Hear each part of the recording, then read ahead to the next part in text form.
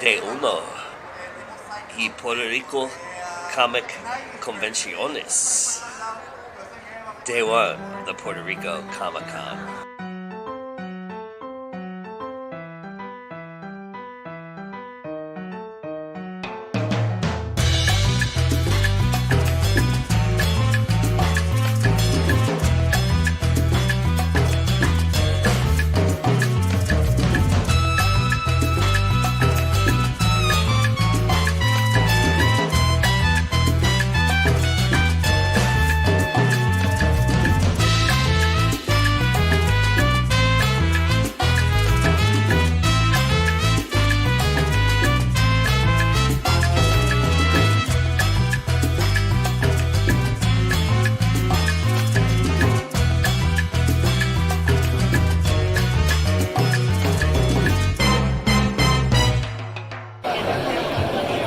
Like a scene out of Battle Royale. These doors are going to open and the masses will ascend onto the biggest room with all of the prizes that they can collect. Maybe some bodies too, who knows. Day one, Puerto Rico Comic Con. Well, this is the best Friday I've had so far. We still got a couple of hours to go and people are enthused, and again, I could predict a couple of things, but a lot of surprises. It's like, I want that one, and I'm like, hey, go for it. And everyone goes like, you wrote all of that? And I'm like, yeah. But it's good times, and it's coming back home. It's always coming back home. And you were mentioning that for the first time coming here, you have a Spanish story that people are really they're gravitating towards. They're hitting it hard, so people should really come early. Yeah. I don't know how long it's gonna last, and I'm smiling all the way through. So it's been a pretty good Friday then. It's been a good Friday, literally. I'll probably have to wait till like 7:30 to ask you about Saturday, at which point I'll probably have to pick you up off the floor. Spatulas are not optional, they're mandatory. You're gonna need a spatula. And then there's Sunday. So we'll see. We expect a really good weekend. Everyone's really pumped up. It smiles from ear to ear, and that's why I love this place. So tell me how this is your first time here, right? Yes. So tell me how the experience has been. How have you done today? Well, I have done regularly because my books are not fantasy and are in Spanish. But a lot of people have gone, and I could talk about the books and everything, and I think that is okay. Nice, nice. So tell everybody a little bit about your books. Well, this is Sam Satito. It's a bilingual book for kids until 4th grade. Yeah. And the objective of this book is to aware the people about the pets that are not well taken. So this is his nice. objective. And then I have this one. In Spanish is El Día que Trascendió los Límites de la Cultura. It's a psychological novel, and it treats the bipolar disorder and frontier limit 2. So here you could see Anna, since she is a mother up to he's an adult, how she deals with that problem. And the other one that won the gold medal is the Latino diet. Nice. Against the nature. The nature brings you some things, so you have to deal with it. It's not a religious or motivational. It's just my memories of that time. I'm Maricel Jimenez, and I write The Adventures of Pixie Piper, which is a series it's a middle grade series about a girl who discovers she's a fairy, and her fairy godfather takes her to fairyland, and she has adventures. Nice. So tell everybody, how many times have you been to this con? Since 2015. So how's this Friday compared to the other Fridays you've experienced so far? Has this been one of the better Fridays for you? I would say yes. Yeah? I would say yes. It started right away. Yeah. And it didn't really slow down until about an hour. Yeah. So yeah, I would say yes. That's awesome. That's awesome. So obviously tomorrow's a big day, and then Sunday kind of slows it down. Yeah. But so, what are you looking forward to most that you haven't experienced yet? Has anybody bought all 3 books so far? Yes, actually, this year I have the scavenger hunt. Oh, nice. It's like I give clues and people go around different booths and they're going to get letters that give them a password, and if they figure it out, they get a prize. Oh, neat. So they can come back here and get the prize, and this is the first time I do this, so I'm kind of looking forward to that. I hope it works out. If not, well, lesson learned. help other booths get seen a little bit too. Yeah, too, and it's really fun because I love scavenger hunts. Yeah. I always wanted to do one, and then I was like, oh, well, the con is a great place to do it. Everyone's in the same place. It's easy. So hopefully it works. What is it about Puerto Rico you think that's a little different that people can experience if they've never been here before? Well, first of all, it's a bilingual con, I'm sure. I mean, you're going to find things in Spanish, things in English, and all kinds. And, well, like I said, the cosplayers, I do feel like they are really into their characters. Yeah. They really get into it, and they're very creative. Very creative. Very much so.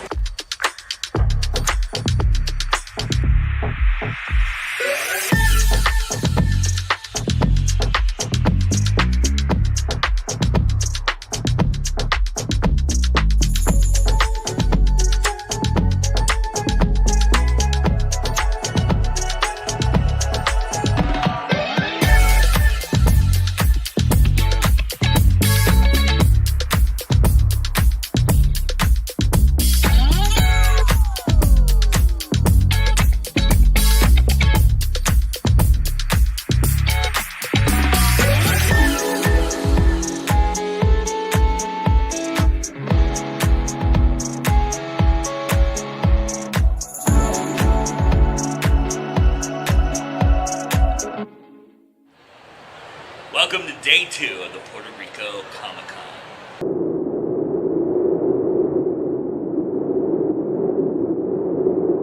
So, talk a little bit about what you're doing here in Puerto Rico, why it's so important to do it here in Puerto Rico, and about the film industry in a whole in Puerto Rico.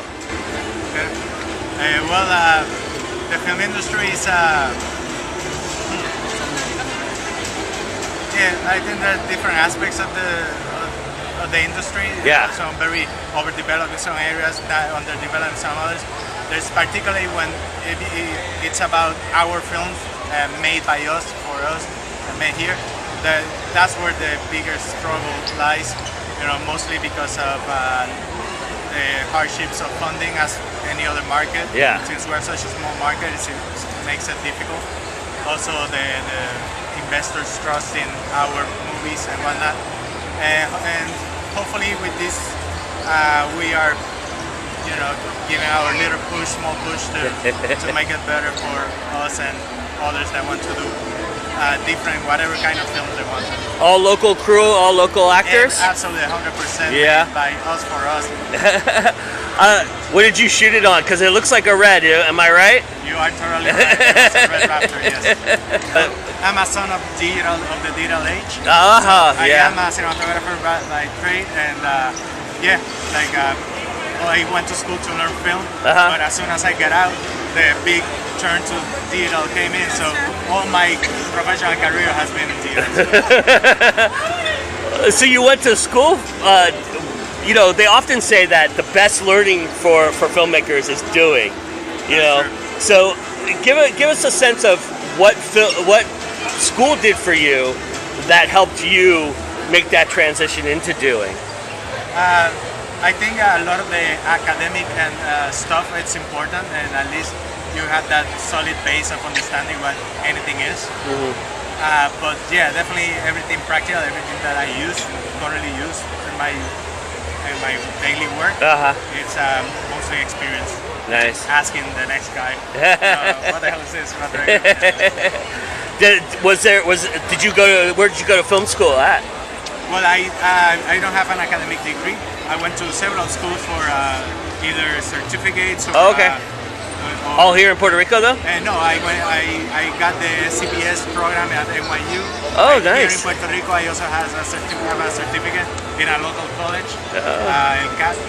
Nice. And So tell us a little bit about the film, the concept of it, what it's about, and you know, where you're at with it currently. I think it's a mixture of all the ideas that we had, because we wanted to do a film before and it wasn't possible because of the funding, and then we came with this idea that it might be good to film another movie or make another screenplay with a simple one, and it's not that simple because it's a sci-fi fantasy movie.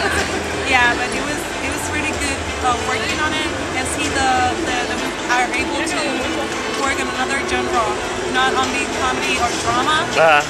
Here in Puerto Rico, because that's usually what the Most of them are, the majority come out, yeah. When you envision how this is going to go and play out, obviously making the movie is the most important thing, and getting the funding and doing all that. But is it super important for you to find not just, I mean, investors are everywhere, but to find someone that believes in the vision of you doing it here and making it here in Puerto Rico and making sure that it happens here with the crew and the locals that you've hired? That was the key in this project. Yeah. We found plenty of partners that are compromised to the project and also are very responsible to it too. And we were so grateful for them because we already found a group of people that really believe in the project and also help us to make it real. So that was a really big key to do this. Also important to notice that we do have a very active industry. Yeah. And we have a lot of we have everything that's needed. There's everything we got here. But it's usually aimed towards foreign films or particularly Hollywood stuff. Sure. So and most of it's probably the jungle scenes and the things that we see, right? So we managed to get some of those professional people to let's do something for us. Oh, that's awesome. So ultimately, I have a love for indie film, obviously. How about for you all? What does it mean to be independent? What do you love about indie film so much? That we can make everything possible. Anything that we want. Yes. Every idea that we have, that's gonna be really good to make. Yes, that we can make the movies that we want to see. Yeah. Like it doesn't have to be restrained by cookie cutter corporate sponsorship. Like it doesn't have to be any particular type of story. That it can be anything. But if they want to give you money, you're not gonna turn them down, right? Of course not. Yes. Awesome. Yeah, of course not. Well, thank you. Tell everybody who you are so that people can follow where this is and everything. We are the Age of Silence. You can find the English as well, Age of Silence. But it's Era del Silencio, which is it's our film. You can find us on every Facebook, TikTok, and also you can find him because it's Peixan, he's the director and the DP of the movie. And Greta, she's an actress and producer. We wrote it together. Oh yeah, nice. Is it cool to like take charge of your own career a little bit as an actor? It's amazing. Yeah. Because we have the opportunity to spend the time on what we really want. Right.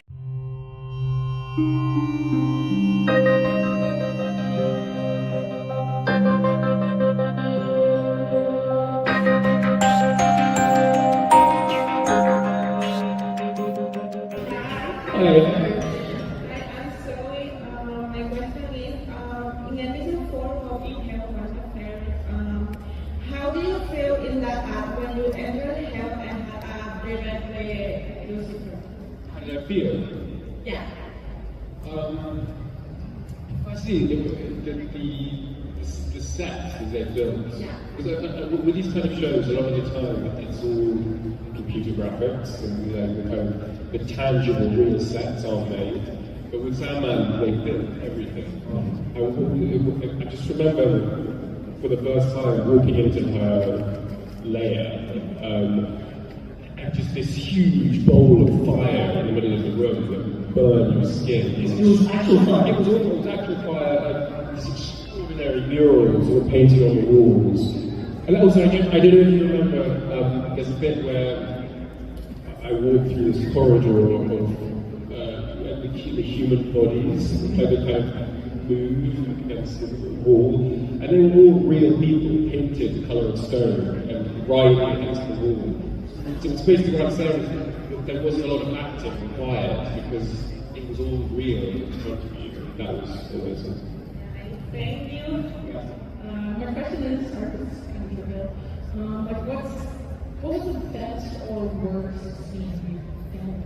Or like I think, well, I mean, being naked in a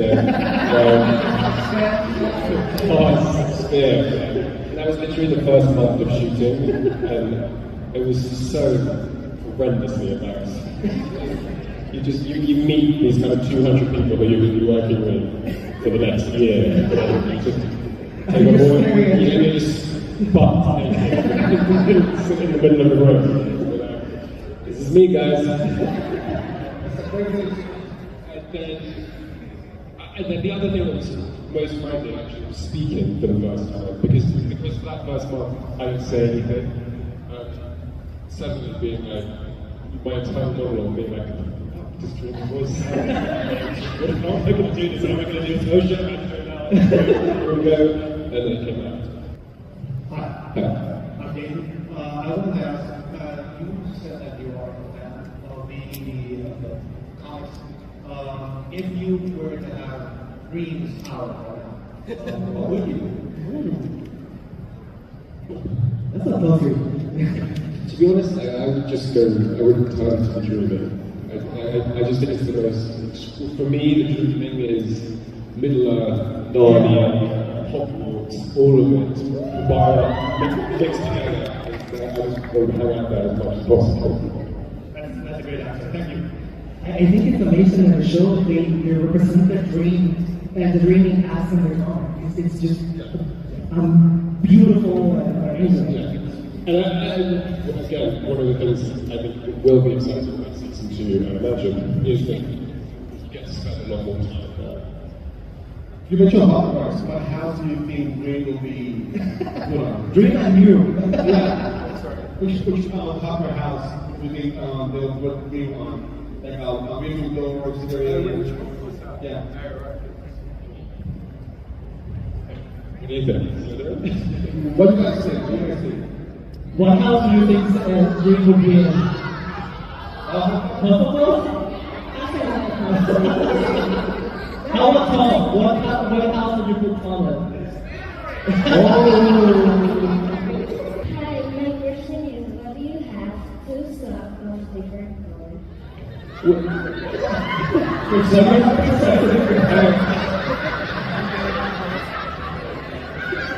I mean, because I'm just terrible at packing clothes.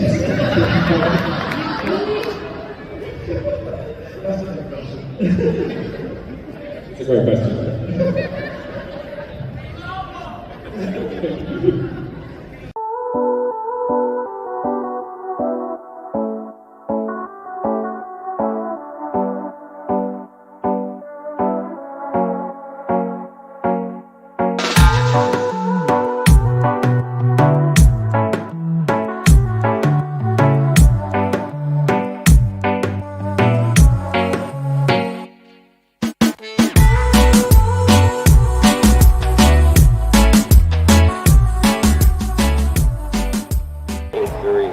Puerto Rico Comic Con on May. Hello, my name is Raymond Bowman. These are my two books right now. This is the first one and this is the second one.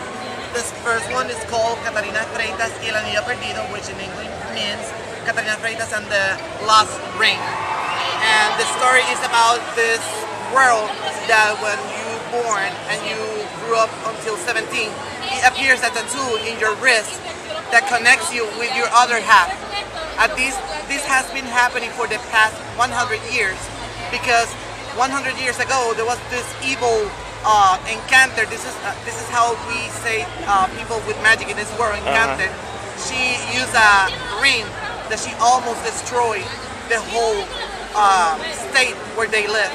So before she was killed, she said, I will come back and I will finish this.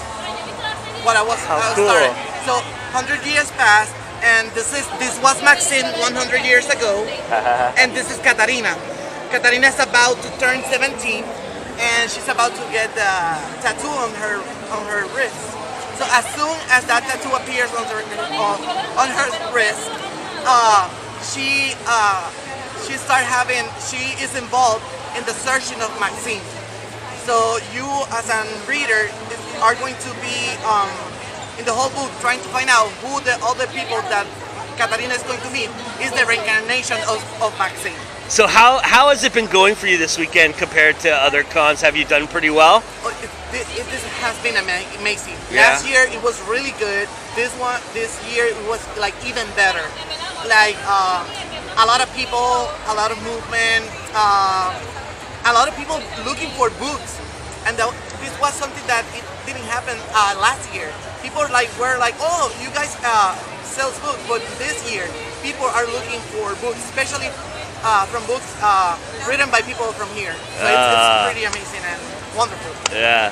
Has it helped that it's in Spanish for you? Do you think that's a helpful tool for anybody who comes here? Yes.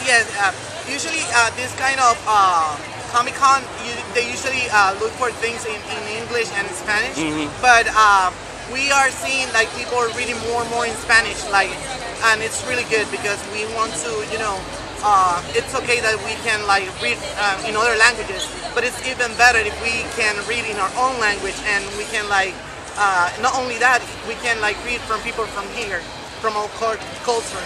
So I'm happy. All right.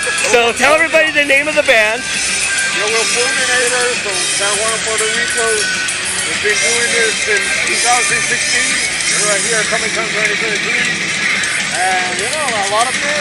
Yeah, look at this. Look at these amazing artwork, everybody. And you guys are thrash metal. And I was asking about the scene. How's the scene here? It's a small scene, yeah. But it's very supportive, and it's been going since the 80s. Yeah. And, how long have you guys been playing music together? Since 2016. Wow, a long time. Yeah, a long time. I was telling everybody before I was not recording that you guys sing in English. Yes. Was that a conscious choice, or was that something that you guys just feel more comfortable doing?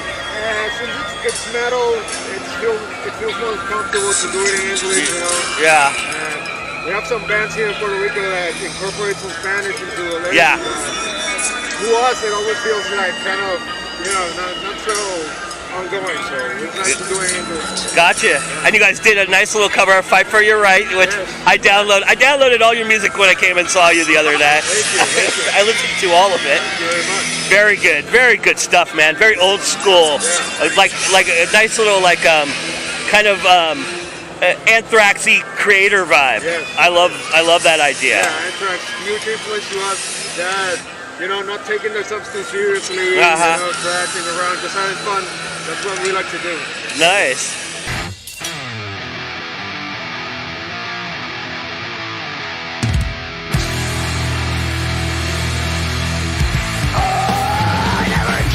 Expected to find what the killing on the wobble is the witness of mine. But there's nothing true, I know there's nothing right. I even heard the corrosion of what's killing you tonight. Cause the fighting's not good and the fighting's not big. A massive geometric thing that's flowing on no brick. A gigantic intervention like you've never seen before. They say it's all that remains of the honor of a god. But this flash is right in front of my eyes, supporting all the lights. I hear voices from another time. They're screaming and shouting, it's haunting, changing matter, gravity and mind, deforming all the lights. I hear voices from another time. They're screaming and shouting and telling the truth that applies to all. So tell everybody who you are and what you do. Oh my gosh, my name is Dave DeLaunch. I'm a comic book writer. I was going to say professional, but I'm the most unprofessional comic book writer on the planet. Yeah, well, I think people see this, they would beg to differ. These are freaking gorgeous. Well, we're having fun in Puerto Rico, man. I had to make a list of the things we've sold out of already. It's just bananas here. It's been it's been a few years since I've been back. And, COVID kind of threw everyone for a loop, but it feels like we didn't miss a beat here. Yeah. It's I've been doing shows in the States, and the energy here is undeniably louder and larger. Yeah. I'm curious, what was the one that sold out the fastest for you? Oh, geez. I think it was probably Cyrus Perkins, mainly because, like my pitch is so personal with that book that it's like really hard to deny the heart that went into that book.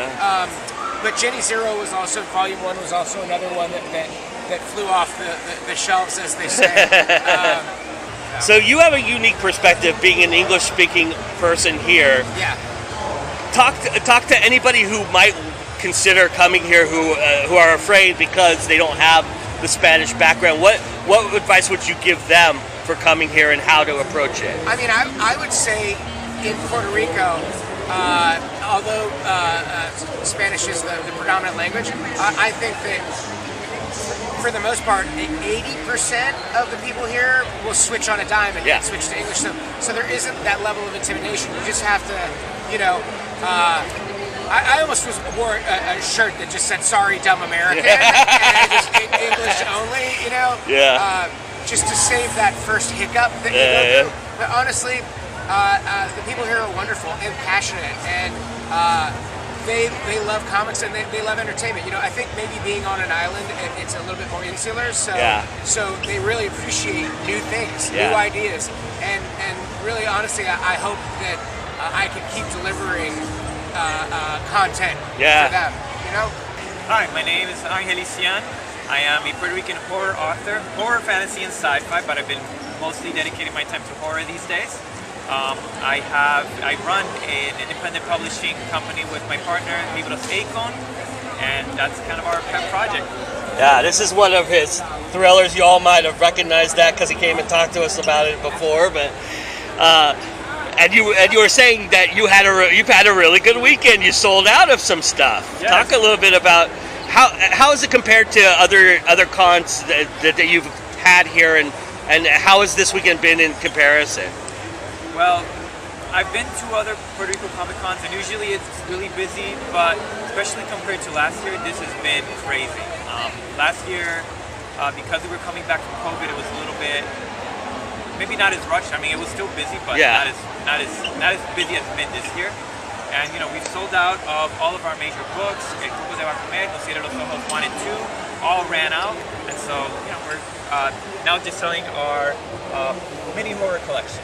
I've heard this weekend from a lot of authors that people are really looking for books, especially in Spanish. Have you found that to be the case as well? Oh, absolutely. Yeah. It's really surprising, given the amount of content that you'll find here at Comic Con, from toys, memorabilia, jewelry, clothing. I mean, there's art, everything. And it's interesting that people gravitate looking for books. People come here looking for books, and they'll spend tons of money on books. We had people coming in telling us, "Oh, we specifically came to get this book," and that's always exciting.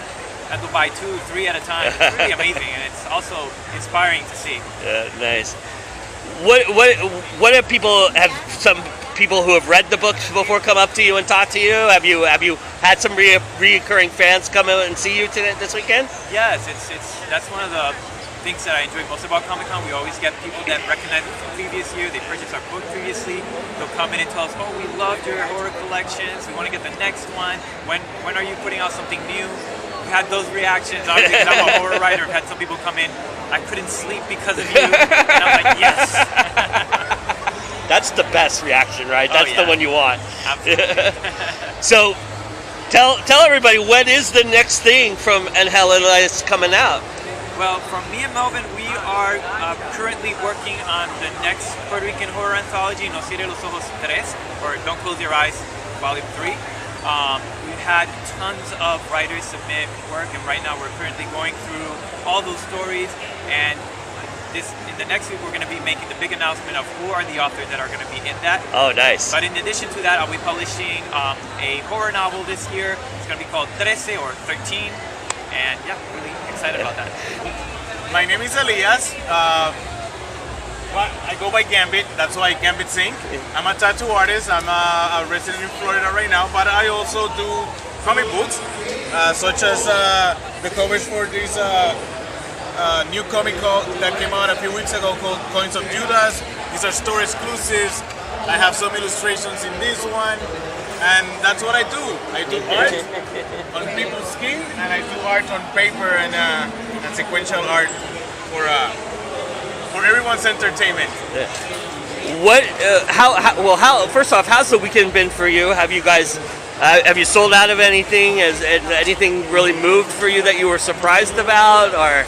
Well, I did sell out on some books. I wasn't surprised. I was actually expecting that book to sell because it's a Cthulhu Invades Wonderland book that was published a few months ago, and that one went off the shelf real quick. I did sell out some of these ghost prints, some postcards that I had. I sold out on those too. Yeah, those guys are huge right now. Yeah. So that one, I'm a little bit surprised that I actually got to sell them all, to sell all of them. That's awesome. Yeah. But it's been a great weekend. It's been a great weekend. I'm originally from here, from Puerto Rico, so this is coming back home. So it's always a great weekend for me. No matter what, it's always a great weekend. Would you say this is one of the best years of the con so far? Yes. Yeah. Attendance was insane on Friday, which is not common. Usually Fridays are the slow day, and you come in and you just chill, get time to walk around. I didn't have that chance this weekend. I barely got out of this booth this weekend. So yeah, I have to say that one of the best. Yeah. I'm curious, what is the difference between art on a body and art on a page? Oh my God! So yeah. The good thing about the art on a page is that it's flat, and I can use rulers, and I can use a bunch of different tools that to make my art, look. Skin, not only does the person breathe and have to move, it's not flat, it's flexible. It's a little bit more stressful to work on skin. Also, add to that there's no undo or correcting ink. If I mess it up, that's it. So I would say that's the main difference. So in saying that, do you feel like you take a lot more care and time? I mean, obviously you take care and time in your tattoos, and that's important. But do you feel like you move at your own pace with your art on page more often than you wouldn't? Because you do have that luxury of being able to start over and that aspect of things. Believe it or not, I very rarely I take the time to work on when I do something on paper. I very rarely take time to work on it. I try to do it as quick as possible because I do this in between the art that I have to do for tattooing. Now the art that I do for tattooing, for that I do take my time because it's going to be on people's skin. It's going to be there forever. Right, and it's very important to people. Yes, and it's very important to people. I try to listen to what they want and try to give them what they want, so that when they look in the mirror, they'll be like, yes, this is it, So I take more time with that work than I do with this. With this one, I try to, next, because it's in between tattoos, So I try to. That's why it changes so much. I also what I do is take the time to experiment a little bit, and. That first one that I do to experiment, that one takes a little bit longer. But once I get something, I have an idea, I do 3 or 4 after that similar to it, and those are like knock them out as quick as possible because I don't have much time. I have to go back to my tattooing. You mentioned that one of these was a Kickstarter, right? Or is about to be a Kickstarter, or? Oh yes. Well, this one was a Kickstarter. And almost all of them were Kickstarter. No, all of them except this one that was by Pan of Bards. The Expired was a Kickstarter. No Contest is a Kickstarter. In fact, issue number 2 of No Contest is right now live. I have 3 Kickstarters going on right now. They're not mine, but 3 Kickstarters that I collaborated with, which is No Contest number 2 that I did another cover for the second issue. There's Salvation in Stereo. For that one, I did a great Jesus Christ with headphones and Walkman. Instead of praying, just listening to music. And it has a banner that says Salvation in Stereo. That Kickstarter is live. And I also have another exclusive cover for the Collective store in Florida. That one is live now at the moment too. That one is a homage to the Batman cover that I did for them. Yeah. How much has Kickstarter become like a tool? I mean, I talk to indie comic creators all the time, and Kickstarter's really become almost it's almost as necessary as social media in a lot of respects. Oh yeah, I think that it, from the experience that I've had, I haven't launched a Kickstarter on my own, but I work with, like I said, almost all these projects have been out through Kickstarter, and I follow them and I listen to them talk about it, and I know from my experience that it is. For indie comics, I think it's an amazing platform. You know, especially if all you do is travel from convention to convention, you get a nice following, and then you put that out there, and it's easier to get that project funded, to get that thing out there for the people that follow you and love your work, without having the need to like get that out of your pocket, because it's really expensive to produce a comic book, and there's no point in producing one or two. You have to produce a nice number in order for it to be sort of profitable, you know? Yeah, so totally. I feel like it's, if you're an indie creator, whatever type of project that you do, Kickstarter or any other of the fundraising platforms are great tools. I would say that, yes, use them wisely, because they're great to get your projects funded. So I heard that 3 people solved the scavenger hunt yesterday. Yes, they did. I was very excited. People came back. Someone had written down the code word, and they were like, someone else came and said the wrong word on purpose. And I was like, what did you do? And then he's like, nah, it's this. I can say it. And so I gave him their prize. It was fun. I hope they do it this year as well. So how was yesterday? I purposely stayed away from this area yesterday because I knew it was going to be heavy traffic. And it was pretty heavy traffic. Yeah. I don't get a break to get off, get out of the booth much. Basically go to the bathroom, do a little quick turnaround, and then come right back. It was so jammed. You could hardly walk around. And it was a really good day too for sales. Nice. So, Nice. It's good. It's good. I was really tired. Oh yeah, I bet. Yeah. Have you sold out yet, or are you getting close?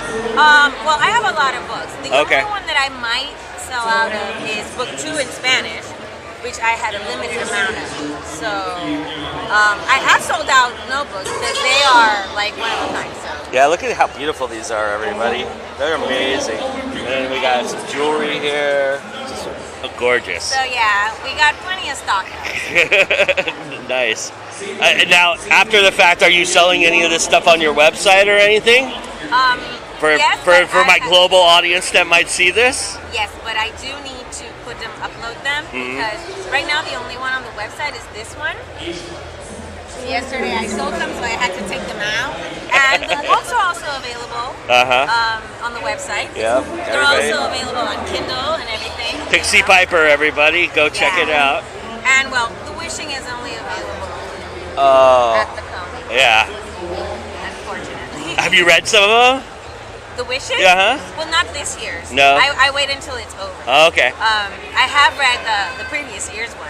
There's like some amazing wishes. Sometimes people make really sweet, interesting wishes. It's always nice to read the wishes. That's awesome. And they're always good wishes. They're never dark wishes. Yeah, of course. Yeah. That'd be weird if somebody did that. Yeah. Some people like to wrap up their wishes, tie them up, oh, nice. make them all cute. It's very nice. Yeah. Awesome. Well, I wish you all the success in the world today. To close this thing out, thank you so much for talking to me all weekend. I really appreciate it. Congratulations. Thanks for coming along with me. Yeah, it was awesome. Thank you.